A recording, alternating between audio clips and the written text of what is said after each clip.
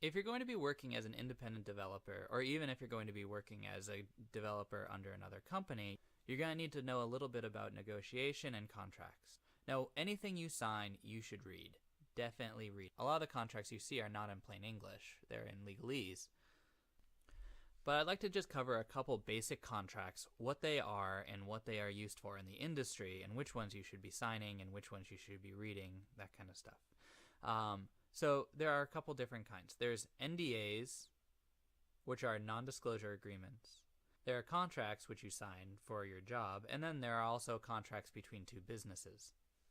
When we're talking about contracts between two businesses, what we're really thinking about is what is the rules that the relationship needs to abide by so that both parties can be happy with the game that they're going to create. It's really the rules that govern the exchange of money for game. So for instance, if you didn't have a contract and you and I both decided, hey, let's make a game. I'll give you $1 million if you give me a first-person shooter. But I was thinking about a first-person shooter in a fantasy setting, and you gave me one in a sci-fi setting.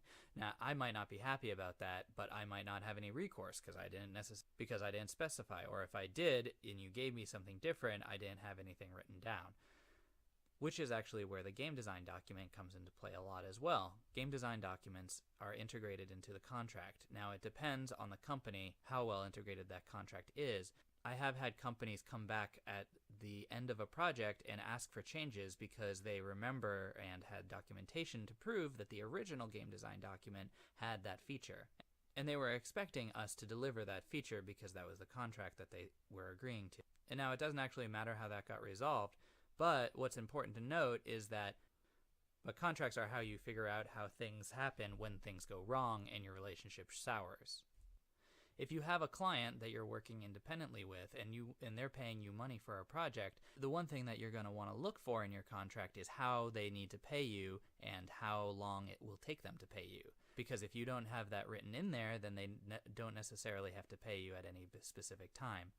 Typically, when I'm doing contract work with clients, I'll want to add some sort of section to the contract that says that I will submit a milestone in which I will do X, Y, and Z. And then the company that I'm submitting to will have 7 to 15 or 7 to 14 business days to respond to that with feedback and changes. And then there's another clause talking about how changes work and that kind of stuff. And then after the 14 days are up, then that they have to pay me, otherwise they're in breach of the contract, in which case I can pull out of the contract because they're not paying me, or I can demand money, or whatever it is that I can do based off the rest of the contract. So you can see it's kind of really valuable, especially, through no fault of anyone's own, but if you're running your own business, you need to pay your bills, and you need to be able to rely on money coming in and out. So the two contracts that you're going to want to think about from a developer perspective are team contracts and NDAs. Now, for NDAs mean non-disclosure agreements. They're really, really standard. Typically, you're going to sign one every time you walk into a video game company. A non-disclosure agreement is basically saying, hey, if you come in here, we're going to show you some secret stuff. You can't talk about the secret stuff until the game's out, or maybe never at all, depending on how strict their security is and how strict the contract language is.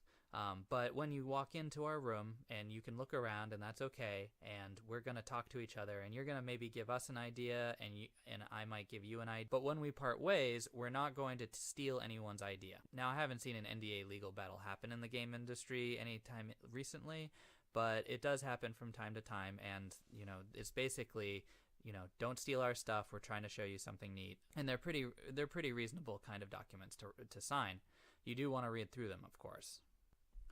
Now, the other document that I want to talk about is a team agreement document.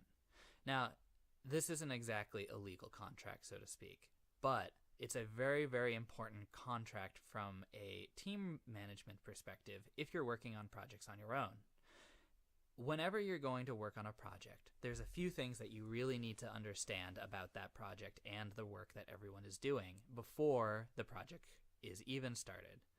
Now, if you're working with friends of yours, you might be able to work out agreements and talk really quickly and talk things through, and everyone can be very happy at the end if you have a conflict. But But if you don't have any way to resolve those conflicts because you didn't think ahead for this, because you were just trying to work on a project with a friend and then it got really big and popular and whoa. So what you need to do is you need to create a document that talks about who owns what, and also what happens if someone is working and someone is not, or how gameplay works, or whatever, or how funds get distributed, or however. So for instance, if you as a team decided to make an iOS game, two people, you and your best friend, and then you made an iOS game and you put it on the iOS store. Well, there's an account on the iOS store, and they can only cut a check to one person or one entity, one business. So who are they going to cut it to? Are they going to cut it to you or your friend? Or are they going to cut it to a business that you two have founded together? All that matters because, well, honestly, someone can walk away with money otherwise, right?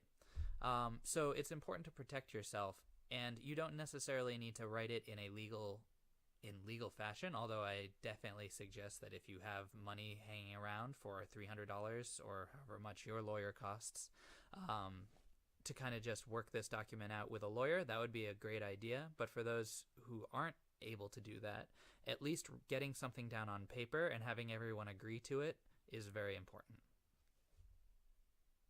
One important thing to note when going into the game industry is that your contract that you're going to be getting when you work for a company, that's actually a negotiable thing.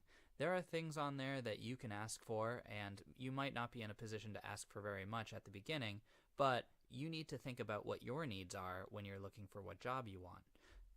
The reason why I mention this is because the game industry is full of very passionate people, and sometimes you can be taken advantage of by very predatory companies if you're not looking out for yourself, or you're not looking out for other people. The best way to do that is to always be vigilant about your contract and make sure that you read through it, and make sure you're also getting a good rate for your work.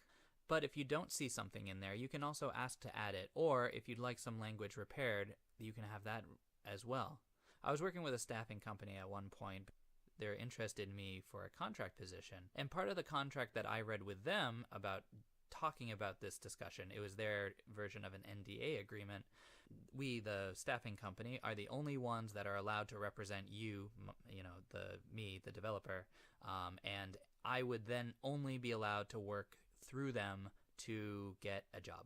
So in the world of staffing agencies, there are many, many staffing agencies, and that one was one that was trying to make it so it was impossible for me to go to other staffing agencies. Now, that's actually a really bad thing to do, and never, ever, ever, ever sign something like that. But if you don't read your contracts, you could get messed up like that.